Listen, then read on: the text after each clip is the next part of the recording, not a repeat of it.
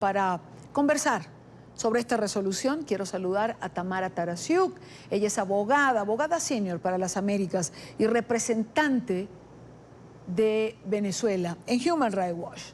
Buenas tardes, Tamara, bienvenida al programa. Gracias por estar allí.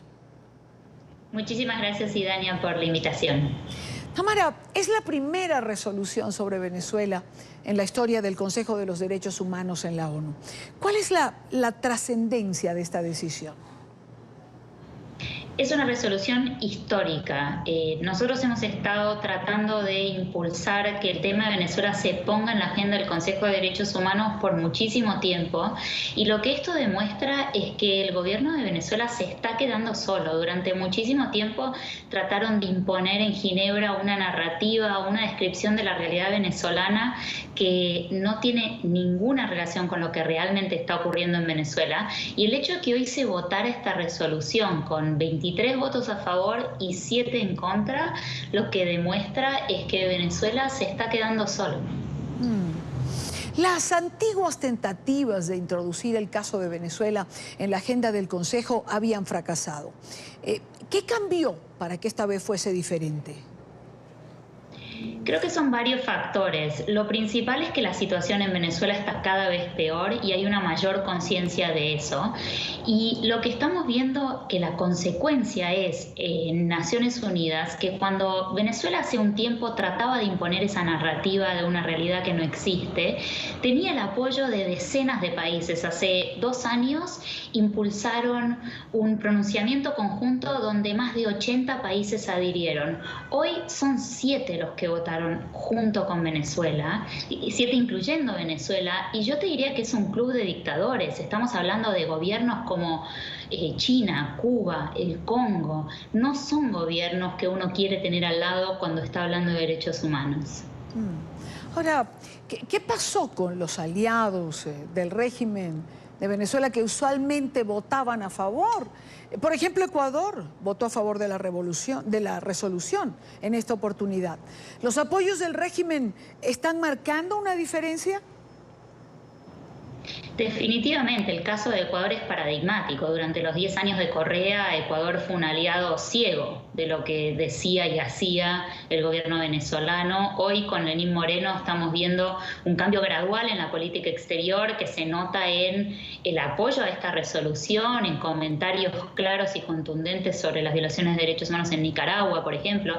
Y lo que esto muestra es que cuando uno no tiene una visión ideologizada o parcializada de lo que está ocurriendo y se basa en los hechos, no tiene otra alternativa que cuestionar lo que está ocurriendo en Venezuela. Y esto es importante porque hoy Bachelet tiene el mandato específico y claro del Consejo de Derechos Humanos, que es el principal órgano de derechos humanos de Naciones Unidas, para evaluar la situación en Venezuela. ¿Cuál podría ser la reacción, Tamara, de Michelle Bachelet respecto a lo que está ocurriendo, a este cambio que se está produciendo?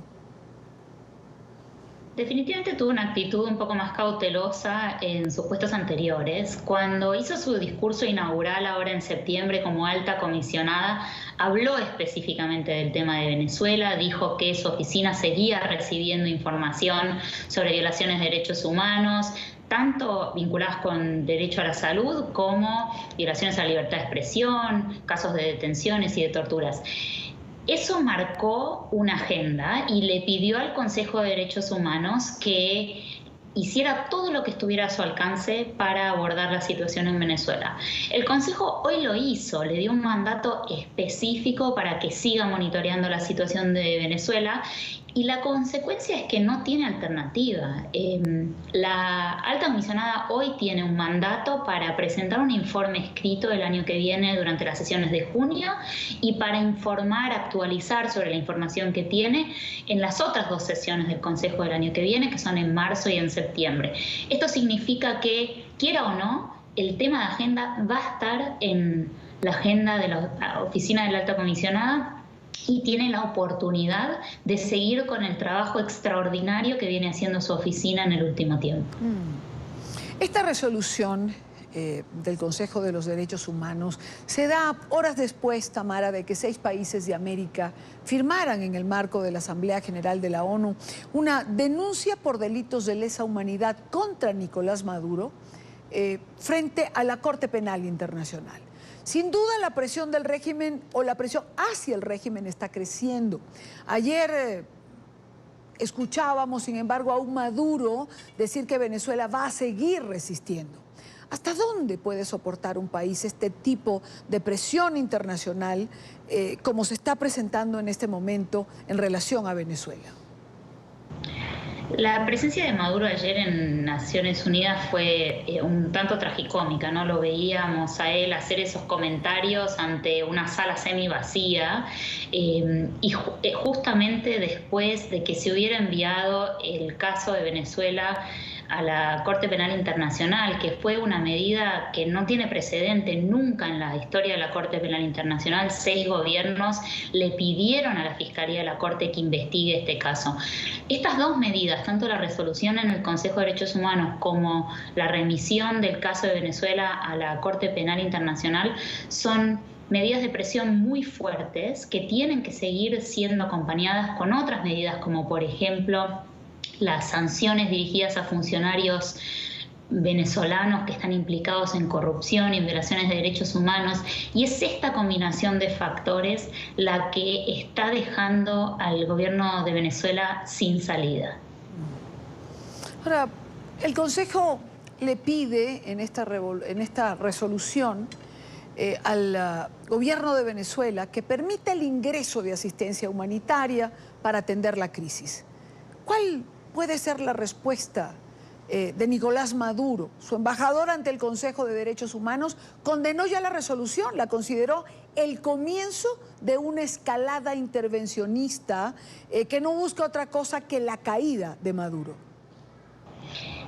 La práctica del gobierno venezolano hasta hoy ha sido negar la crisis humanitaria y a través de esa negativa hace que sea mucho más difícil que llegue esta ayuda humanitaria.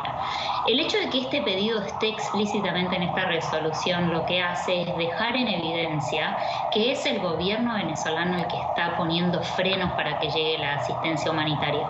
Y desde un punto de vista de derechos humanos, esa es la razón por la cual el gobierno de Venezuela es responsable por la crisis humanitaria y la falta de acceso a la salud y a la alimentación.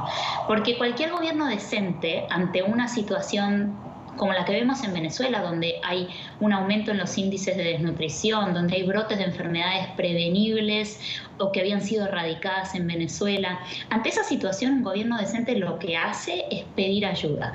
En vez de eso, el gobierno de Venezuela niega lo que está ocurriendo en el país y eso lo hace responsable. Y por eso esta resolución es importante y que esté escrito de esa manera, porque lo que hace es dejar en evidencia la responsabilidad del gobierno venezolano ante la gravísima crisis humanitaria que hay en el país.